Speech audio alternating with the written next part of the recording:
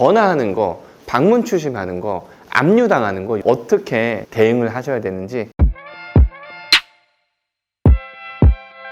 많은 추심 방법들이 있는데요. 사실은 상담을 하다 보면 전화 오는 거나 방문하는 거나 아니면 지급 명령, 요 정도가 가장 이슈가 되는 것 같아요. 안녕하세요, 김민성 변호사입니다.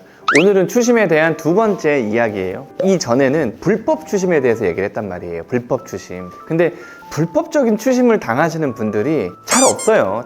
그죠? 왜냐면 우리의 채권자들은 대부분 금융기관이기 때문에 이 금융기관들 뭐 대부분이 대기업일 거잖아요. 이런 큰 회사에서 이 개별 채권자들한테 불법적인 일을 하는 일들이 있을까요? 거의 없어요. 거의. 대부분은 여러분들이 당하시는 추심들은 상당히 적법한, 힘드시겠지만 사실은 이거는 돈 안 갚는 사람들이 감당해내야 되는 것들이에요. 적법한 추심은 이 순서대로 아마 있을 거예요. 첫 번째로 문자가 올 거고요. 그 다음에 전화가 올 거예요. 그 다음에 통지문이 올 거예요. 통지문. 그 다음에 지급명령 같은 게 날아올 거고요. 그게 안 되면 가압류 같은 게 날아올 거고요.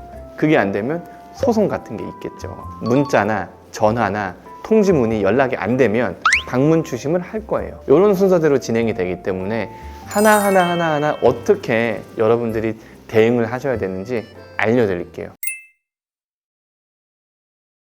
첫 번째 문자입니다. 문자는 그냥 신경 안 쓰시면 돼요. 문자는 어마어마한 걸 안내하는 것도 아니고요. 특별한 법적인 효과를 가지고 있는 것도 아니기 때문에 문자가 오시면 내가 빚을 못 갚고 있구나. 드디어 시작됐구나. 빨리 회생파산이라 알아봐야 되겠다. 이 정도 느낌으로 여러분들이 생각하시면 되는 거예요. 아시겠죠? 문자는 특별히 대응하지 않으셔도 돼요. 두 번째 전화입니다. 전화는요, 사실 제일 힘들어하는 부분이에요.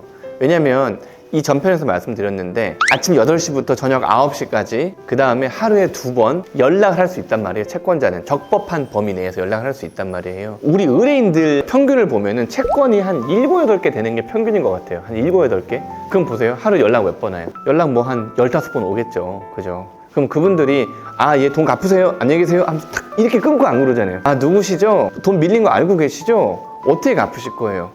어제도 그렇게 말씀하셨잖아요. 계속 그러면 저희는 이거 뭐 법적으로 할 수밖에 없습니다. 이런 식으로 계속 얘기하는 게 하루에 15번씩 5분이면 75분.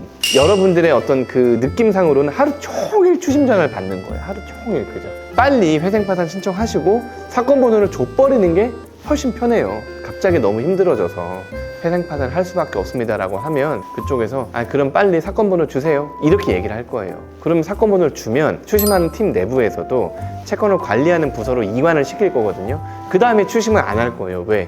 이미 회생파산에 들어갔는데 추심하는 게 무슨 의미가 있어요? 그리고 이 통화하는 과정에서 회생이나 파산이 되겠느냐, 이거 아무나 되는 게 아니다. 너의 그 회생파산을 방해할 거다. 계속 이의신청해서 망가뜨릴 거다. 한 번이라도 더 넣어라. 뭐 얼마를 더 갚으면 우리가 봐주겠다. 많은 어떤 의견들이 있을 것 같은데요. 사실은 여러분들을 도와드리는 건 대리인이잖아요. 대리인 말씀을 들으세요. 추심하시는 분이 잘못했다라는 게 아니라 사실 대리인한테 이런 거를 어떻게 대응해야 되는지 물어보시면 대부분 하는 말이 그런 걸 거예요. 그냥 빨리 접수하셔라. 빨리 접수하시면 그냥 다 해결이 된다. 요 정도일 거거든요. 그러니까 추심하는 분들이 겁을 주는 거에 있어서 너무 예민하게 반응하실 필요는 없는 것 같아요.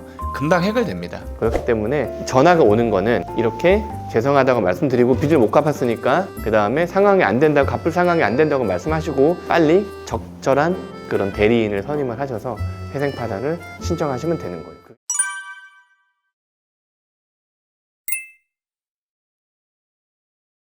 그 다음에 통지문이 날라와요. 이때부터는 좀 무서워요. 그죠? 왜냐면 집으로 뭐가 날라와요. 등기로. 그럼 안 받으면 뭐 언제 받으세요? 뭐 우체국에 맡겨놨습니다. 이렇게 막 오면은 되게 겁난단 말이에요. 그리고 우리 엄마 아빠가 보면 어떻게 하냐면 이렇게 겁난단 말이에요. 근데 사실 통지문 자체는 뭐 딱히 뭐 이렇게 법적인 어떤 그 효력도 없고 뭐 이런 통지를 내가 했다. 이게 내용 증명이든 뭐 등기든 이런 식의 통지를 너에게 했다. 이 정도의 어떤 의미만 가지는 거지.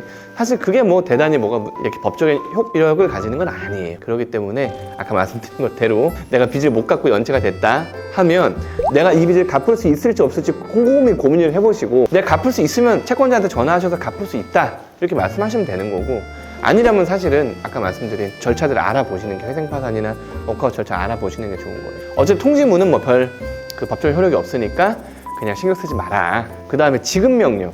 이때부터는 진짜 중요한 거예요. 지급명령이라는 게 뭐냐면 채권자가 돈을 빌려주고 받을 때가 됐는데 채무자가 안 갚으니까 그거를 법원에다가 나 이것 좀 받게 해주세요라고 채권자가 신청하는 돈 달라는 소송이란 말이에요. 근데 이걸 왜 소송을 안 하고 지급 명령을 하느냐?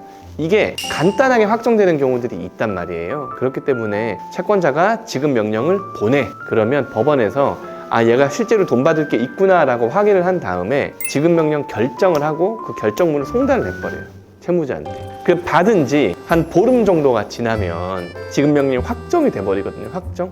그러면 그때부터 채권자가 온갖 재산에 다 압류를 할 수 있는 거예요. 온갖 재산에. 이 채무자의 재산을 집행할 수 있는 권한, 그러니까 집행 권한이 생겼기 때문에 내가 가압류나 무슨 가처분이나 이런 것처럼 공탁금을 내지 않아도 공짜로 막 모든 걸 다 압류하고 할 수 있단 말이에요. 그렇기 때문에 지급 명령은 되도록이면 확정시키지 않는 게 좋아요.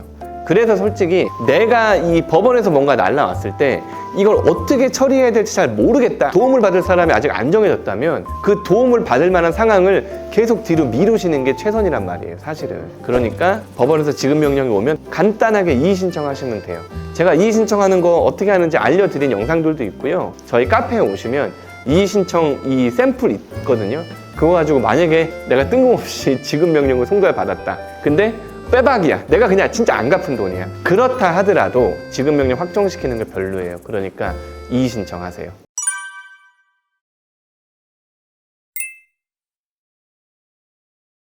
가압류나 가처분이 걸리는 경우들이 있어요. 내 급여라든가 뭐 이런 것들, 가압류가 가처분 걸리는 경우들이 있단 말이에요. 통장도 묶이고 월급도 제대로 안 들어오고 엄청 불편하단 말이에요. 이때는 회생파산을 신청하셔서 인가결정을 받고 그 다음에 이거를 푸는 방법밖에 없어요.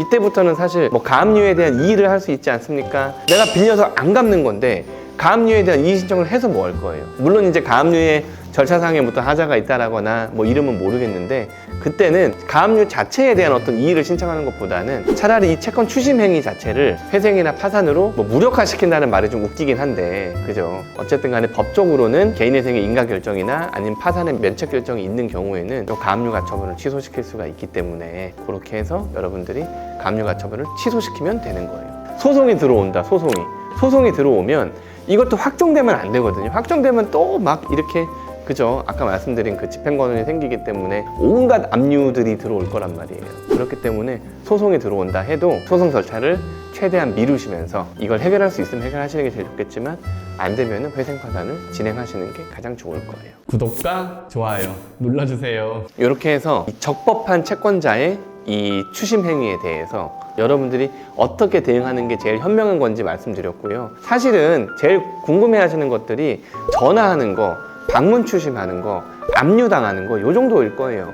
전화는 제가 뭐라 그랬어요? 미안하다고 말씀하세요. 왜?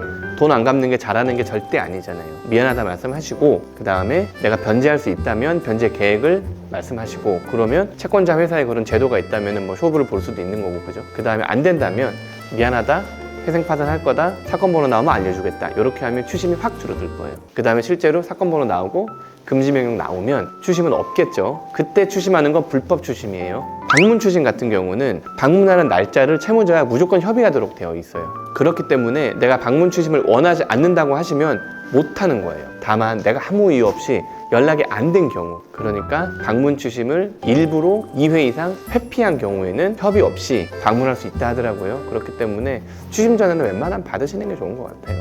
그 다음에 압류, 가압류, 가처분, 민사소송, 지급명령들, 이런 것들은 사실은 최대한 늦게 질질 끄시고 확정되지 못하도록 이렇게 질질 좀 끄시는 게 맞는 것 같고요. 그 다음에 이제 회생파산이나 이런 것들을 통해서 어쨌든 지금 현 상태에서는 내가 채권자한테 변제하는 최다의 어떤 그런 금액을 변제하는 거니까, 그죠? 그렇게 하시면 될 것 같아요. 이렇게 해서 적법한 채권자의 추심을 어떻게 대응하는 게 좋은지 말씀드렸습니다. 추심이 생각보다 되게 무섭고 괴로우실 거예요. 그렇기 때문에 추심이 시작됐다 하시면 사실은 빨리 어떻게 해결해야 될지 고민하시고 내가 갚을 수 없겠다라고 생각하시면 그냥 회생파산 워크아웃 알아보시는 게 좋을 것 같아요. 감사합니다.